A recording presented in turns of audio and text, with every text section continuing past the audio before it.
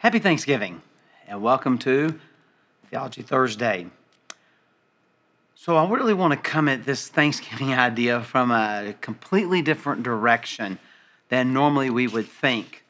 And I want to look at it really sometimes the way we kind of view it as first world, as opposed to the way many people historically would have considered something like this. So what I want to do is I want to give a little bit of history to set much of the Old Testament in context, and particularly what I want to look at today as we think about this idea of Thanksgiving and the type of things that we are thankful for. So here is the ancient world where most of the Bible occurred. Much of the New Testament was here as well, but certainly almost the entirety of the Old Testament is found right here. And so this green area is the Assyrian Empire. So you can see how it looks. Here's an even better close-up. So that was the majority of the Assyrian Empire. They controlled almost all of the ancient Near East, or what's called, you can see why it would be called the Fertile Crescent. The pink splotch is a desert that no one could live in. And so you have this, what's called Levant, or the Fertile Crescent. You may remember that from one of your world history classes. But how did the Assyrian Empire get here? Well, they started off in the 800s, the mid-800s BC,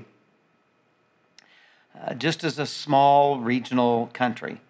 But then they began to expand under a series of emperors, Ashurbanipal, Shalmaneser, and there's going to be another Shalmaneser, several of them. That's why they all get numbers.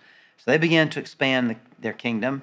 And then you can see that it really began to expand, particularly under Sargon and his son. And so there was a massive expansion. Much of the Old Testament occurs during this time. We find several biblical preachers during this time, prophets. And then you can see eventually they even went down and conquered a good portion of Egypt. So they dominated the entire ancient world really for a couple of hundred years. They were the superpower. The area around Jerusalem they never took.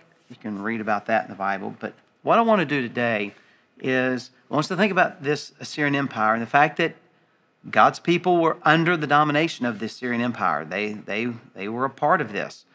And so what's it like when you're dominated by another country? Well, we need to understand how the Assyrians worked. When they would come into an area, a nation, and they would conquer it, they would take out all the potential leaders, anybody that might cause a rebellion, and would spread them out somewhere else in the rest of their kingdom. Bring people from other parts of their kingdom, other places they conquered, and bring them in. Hopefully that they would intermarry, and they would get watered down, so to speak, so they wouldn't have an actual national identity as these different people from different nations come and become all kind of start to live together. And that there would be no one then to unite them together with a common cause to rise up in revolt. In addition, the Assyrians were brutal conquerors. I mean, vicious, cruel, brutal, horrible conquerors. They brought pain and misery and affliction everywhere they went. Everywhere they went. During this time, one of the prophets that God raises up is a man named Nahum. Now, Nahum is a tiny little book tucked away near the end of your Old Testament. So if you can get through Isaiah, Jeremiah, and Ezekiel, those big books, then we get what's called the Book of the 12, or the minor prophets. You have Hosea, Joel, Amos, Obadiah, Jonah, Micah, Nahum. So Nahum's about right in the middle of those 12. If you get to the end of your Old Testament, go back about a half a dozen real short books, and there's these series of just small books, and Nahum is one of those. Nahum is going to be preaching during the time of the Assyrian Empire. Now, he's preaching towards the end of their imperial reign, even though he's not aware of how close it is, nor do the people. But after all these decades of oppression by the Assyrians, the entire book of Nahum, all 3 short chapters, describe the destruction of Nineveh, which was the capital city of Assyria. And the destruction of Nineveh would bring about the end of the Assyrian Empire. And so, you read it, and man, I mean, it's an interesting book. But I want to read the last few verses because I think they're instructive for us when we think about Thanksgiving. So here's what he says, starting verse 14 of chapter 3. Draw water for the siege, speaking to Nineveh. Strengthen your forts. Go into the clay. Tread the mortar. Take hold of the brick mold. There will the fire devour you. The sword will cut you off. It will devour you like the locust. Multiply yourselves like the locust. Multiply like the grasshopper. You increased your merchants more than the stars of the heavens. The locust spread its wings and flies away. So saying you've spread out your empire like the locusts take over, like a plague, and you've multiplied your merchants. You've become very wealthy from all of your domination. Your princes are like grasshoppers. Your scribes like clouds of locusts, settling on the fences in a day of cold. When the sun rises, they fly away. No one knows where they are. Your shepherds are asleep, O king of Assyria. Your nobles slumber. Your people are scattered on the mountains with none to gather them. It's talking about the destruction of Nineveh. There is no easing your hurt. Your wound is grievous. All who hear the news about you clap their hands over you. For upon whom has not come your unceasing evil? Now, for those who live in America, where we live in relative safety and have for a long time, we don't think about giving thanksgiving for the destruction of a city, of the fall of a nation. And yet we can still understand why there would be celebration over that. There was tremendous celebration over the fall of the Nazi regime in 1945. There was great rejoicing over the fall of communism, the Berlin Wall. I mean, the rejoicing in Germany was just out the roof at the end of communism in East Germany and being under the domination of the Warsaw Pact and the communist bloc countries and the wall that separated their country and particularly separated part of Berlin. I mean, just to have the country reunited. There was celebration over the end of evil. People celebrated the end of Idi Amin.